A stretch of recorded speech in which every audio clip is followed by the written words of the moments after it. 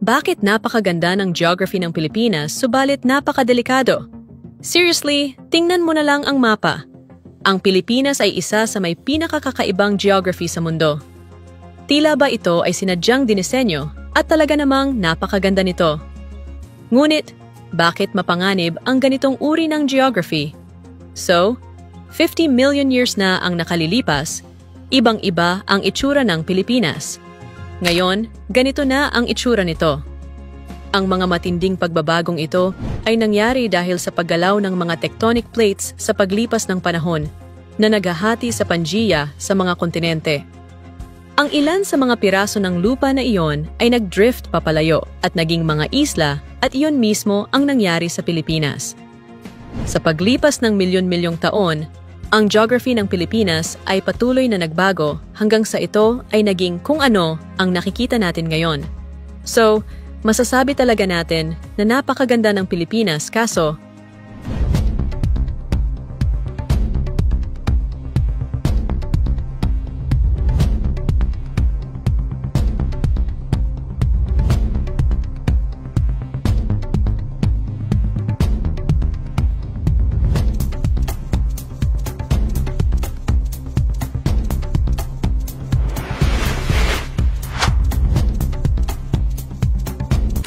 ang Pilipinas ay isang archipelago.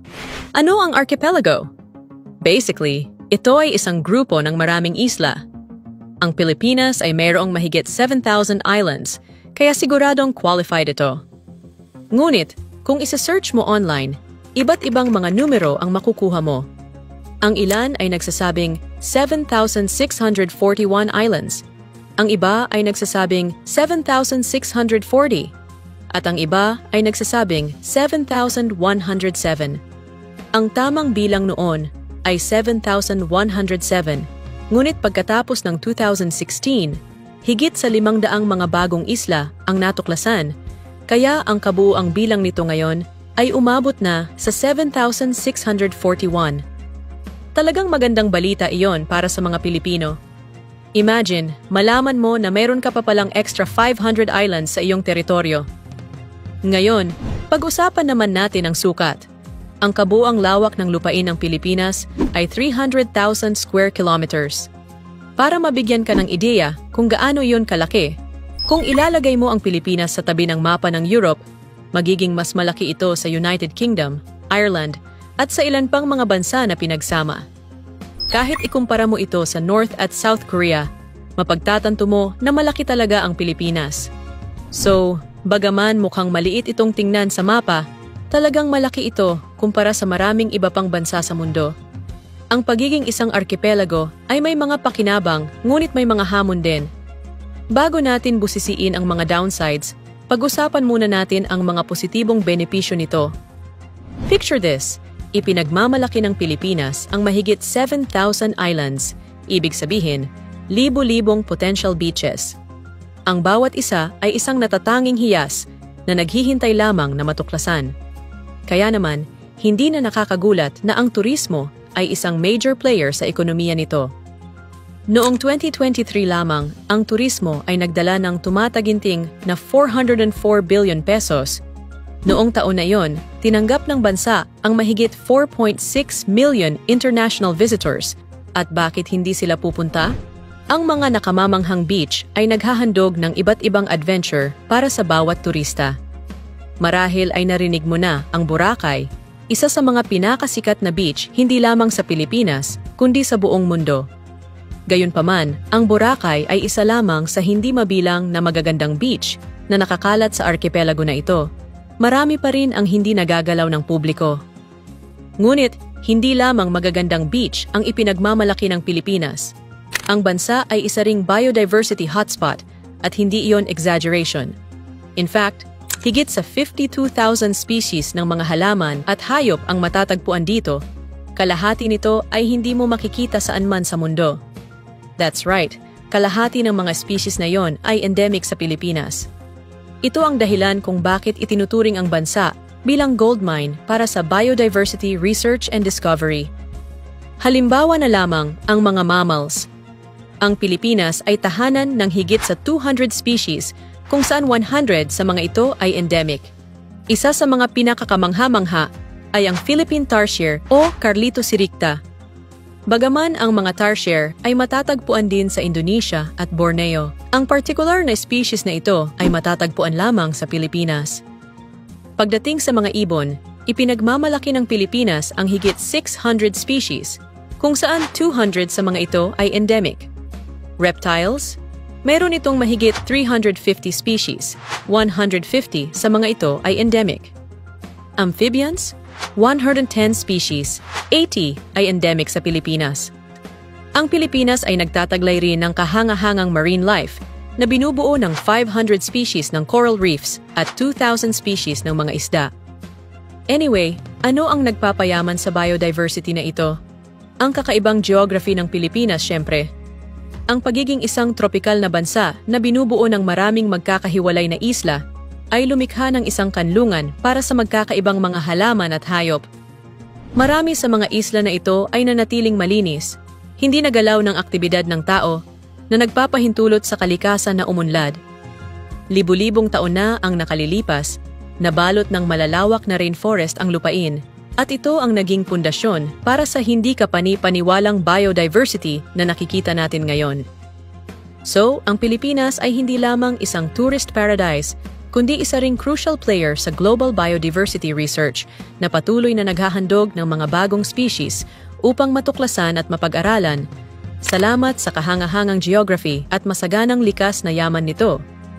Ngunit iyon ay ang kabilang panig lamang ng Philippines geography.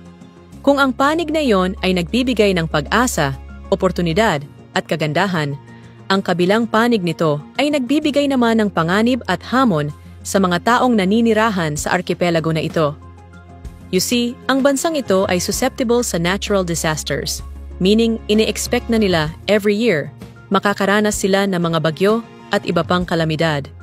Ito ay normal dito at magiging abnormal kung walang bibisitang bagyo sa Pilipinas sa loob ng isang taon. Alam mo ba na, on average, ang Pilipinas ay nakararanas ng hindi bababa sa 20 bagyo taon-taon at kadalasan, 5 sa mga bagyong iyon ay destructive at ang mas malala, mga super typhoon? Nakakakilabot, di ba? Ngunit muli, normal na sitwasyon lang iyon sa Pilipinas. Kaya naman, sa paglipas ng mga taon, nagawa nilang maka-adapt sa ganoong sitwasyon, hinaharap ang mga sakuna sa mas handang paraan. Pero teka, bakit? Bakit naging natural na ruta ng mga bagyo ang bansang ito? Well, ang maikling sagot ay dahil ang arkipelago na ito ay nasa loob ng tinatawag na Pacific Ring of Fire. Kung titingnan mo ang mapa, ito ang lugar kung saan matatagpuan ang Pacific Ring of Fire, at tulad ng nakikita mo, ang Pilipinas ay eksaktong nasa loob nito. Para sa mga hindi nakakaalam, ang Ring of Fire, na tinatawag ding Circum-Pacific Belt, ay isang landas sa Pacific Ocean na nailalarawan ng mga aktibong bulkan at madalas na lindol. Ang karamihan sa mga volcanic eruption at lindol ay nagaganap sa kahabaan ng Ring of Fire at iyon ang pangunahing dahilan kung bakit ang Pilipinas ay madalas makaranas ng mga ganitong uri ng kalamidad. Ngunit paano naman ang mga bagyo? Ano ang koneksyon ng mga bagyo sa Pacific Ring of Fire na ito? Well, hindi ko natatalakayin ang bawat detalye tungkol sa bagay na iyon. Ngunit ang science sa likod nito ay ang katotohanan na ang Ring of Fire ay maraming bulkan na nagpapainit sa lugar. At ang mainit na kapaligiran ay nakaka-impluensya sa pagbuo ng mga cyclone at typhoon. So, iyon ang dahilan kung bakit ang Pilipinas at iba pang mga bansa na nasa paligid ng Ring of Fire ay madalas na nakakaranas ng mga bagyo. Dahil muli, ang mga bagyo ay madalas maglakbay sa mga landas na mainit at ang karagatan sa loob ng Ring of Fire ay mainit. So, malamang ay nagigets mo na. Sa madaling salita, ang Pilipinas ay habang buhay ng magiging daanan ng mga bagyo hanggat nag-i-exist ang Pacific Ring of Fire. Ngunit muli, hindi lamang bagyo ang dapat ikabahala ng bansang ito. May mga volcanic eruption at lindol. Muli, dahil sa Pacific Ring of Fire. Para maintindihan mo ang bagay na ito, isipin mo na lang na ang bansang ito ay may halos 300 volcanoes at 24 sa mga ito ay itinuturing na aktibo. Ibig sabihin, ang ilan sa mga bulkang ito ay sumabog na sa nakaraan at posibleng muling sumabog sa hinaharap. You see, sa nakalipas na 400 years, ang Pilipinas ay nakaranas ng 44 significant eruptions, and by saying significant, nangangahulugan lamang na nagdulot ito ng takot sa bansang ito. Anyway, pagdating sa lindol, ang Pilipinas ay nakararanas ng libu-libong lindol kada taon. Bagaman ang karamihan sa mga ito ay minor lang at hindi nararamdaman ng pangkalahatang populasyon, ang Philippine Institute of Volcanology and Seismology o ang PHIVOLCS ay regular pa ring nagtatala ng seismic activity at ipinapakita ng kanilang data na ang bansa ay karaniwang nakakaranas ng higit sa 20,000 earthquakes taon-taon.